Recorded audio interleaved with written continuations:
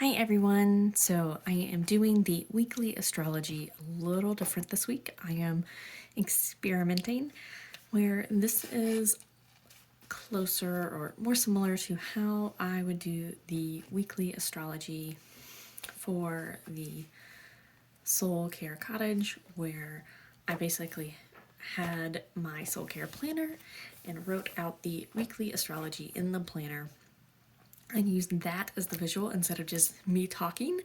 It's a little bit easier for some to follow because there are, the astrology is written down, and so it's less you having to pay attention to every word I say and try to write it down yourself. You have a little bit of a visual guide. So let's just dive on in. And the first thing I'm going to do is write down the void moons for the week.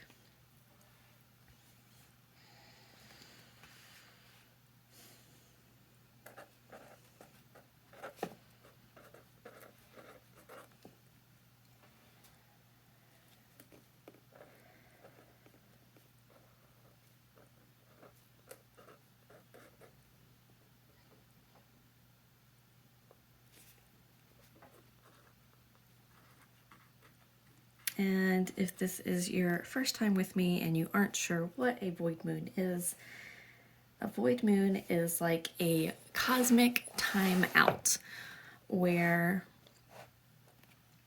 the moon is no longer making aspects. Sorry, that is my cat picking my chair. She's like, I can't be on the video this time, but you will hear me.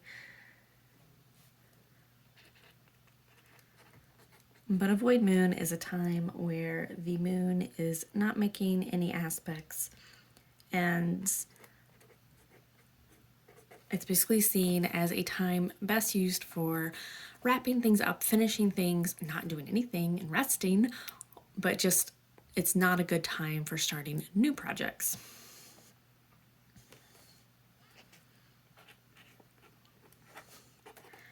So I always put the void moons in my calendar because I like using them as a reminder that I don't always have to be working, that I can take some time to rest. I can take time to kind of refill my cup.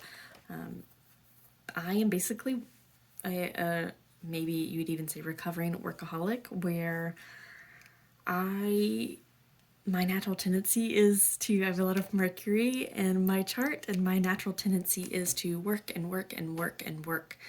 And so I use void moons as times where I'm like, oh, the moon's not working, so I'm not going to either. And it's just a way to kind of reinforce restful periods in a way that doesn't, because I'm kind of corresponding my rest to the moon's rest, and I rest obviously outside of these times too, but it's a way for me to have downtime, to have rest time where I don't feel guilty or shame about resting, that I'm not being productive. And so that is why I always put the void moons in my calendar, and I always make sure, these times are, either really late or really early. And these are all Eastern Standard Time. Or I guess for now we're in Eastern Daylight Time, but it's Eastern Time. But so I always make sure I don't have meetings, I don't have appointments, I don't have anything important happening during these times. Because generally speaking, anything that you do new or important during a void moon, it kind of falls flat. It doesn't mean it doesn't go it could happen, it could go, but it won't go like super well. It doesn't have like that energy behind it because the moon is not making any aspects.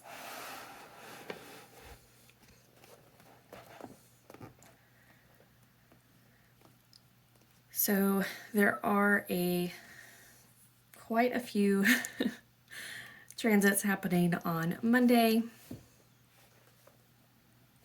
First up, we have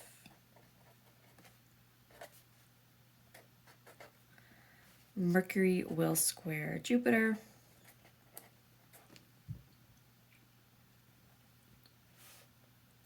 Which can be good for Mercury squaring Jupiter, can be good for like seeing the bigger picture.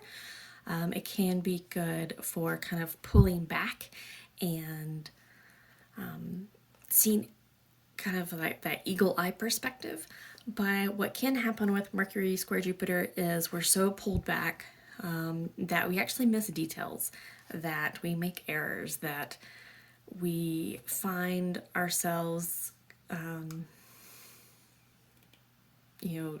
perhaps even going so far as to jumping to conclusions or not having all the facts or not even checking our facts. It can lead us into, we see a piece of information or a piece of information is presented to us and we kind of latch onto it and think it's truth when we actually haven't done our due diligence. We haven't actually looked to see, is this a reliable source of information? And so that can also be an issue with Mercury square Jupiter that you might want to just watch out for.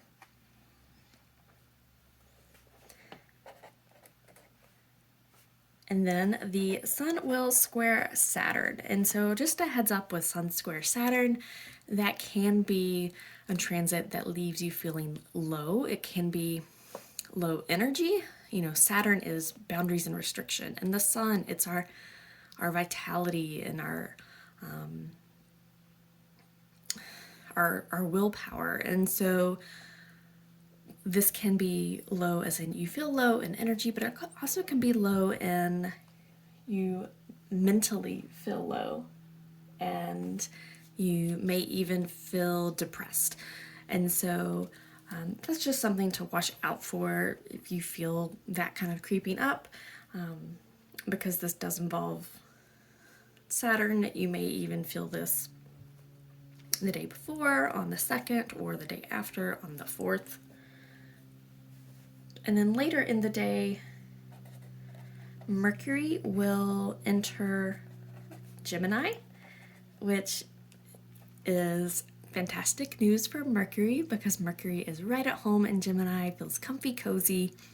And here we may find that it's easier to find our words. If you do any kind of writing or speaking, anything with words where you need your words to flow, this could be really good for the next few weeks. You might just find words come easier to you. It's also with Mercury entering Gemini, we might find we are more open to communicating with others, we're more open to talking with others, and that we are just overall more social in that aspect of just wanting to talk with others.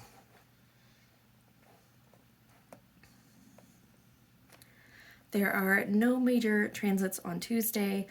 The other thing I forgot to mention, the moon will be in Aquarius on Monday and Tuesday, and so that's just really good overall for working with others, with collaborating with others. You just, want to avoid the void moon. Tuesday is probably better just because of these transits here on Monday.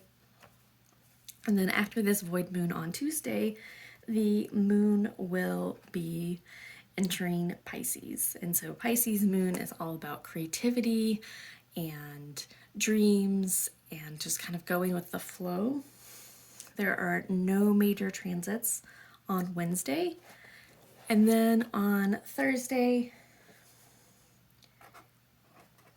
Venus will trine, that's a little triangle symbol, Pluto. And so Venus trine Pluto will actually go really well with this Pisces moon, where Venus trine Pluto, it kind of boosts your romantic notions or your feelings of a romance, or that just kind of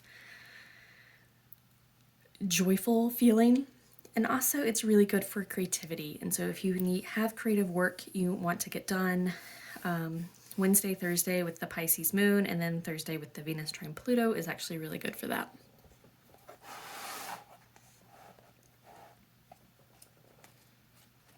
There are no major transits on Friday, But after this void moon, you can see right here, the moon will enter Aries. And so that just gives us a boost of energy where we just want to get things done. Aries likes to just dive right in and kind of start things.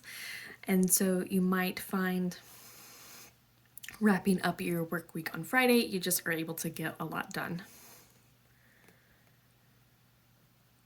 And then on Saturday, Venus will follow suit from Mercury earlier in the week, and Venus will enter Gemini.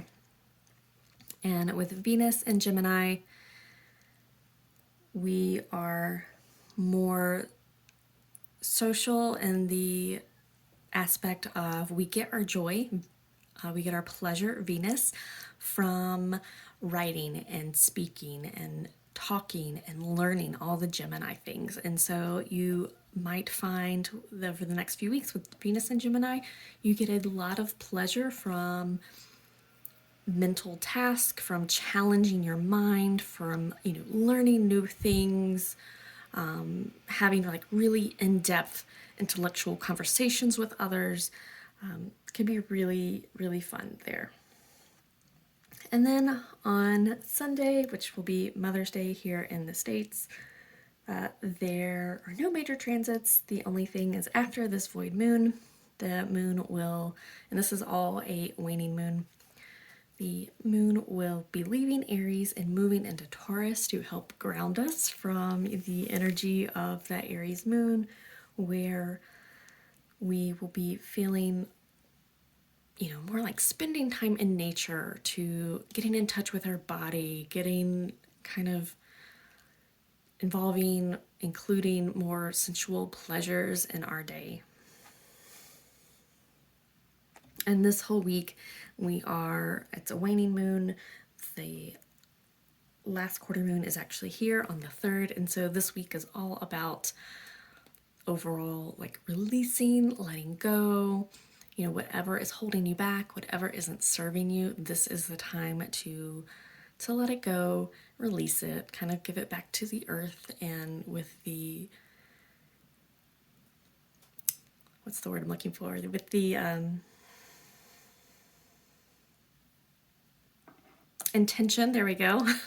Give it back to the earth with the intention that the whatever you're releasing, whatever you're giving back it's there to be transmuted and used for the highest good. And just have the knowledge that the earth holds more wisdom than we do, and that it knows what to do with the energy that we are saying we don't need anymore. It can take it for us and use it for good. So this is the week ahead. It's not a super busy week, which is good. Thursday is a really great day for any kind of creative work. Monday is really the only day with maybe a little bit of hiccups, but other than that, it's really a quiet week. So I hope you enjoy this video, and I hope you enjoy your week ahead.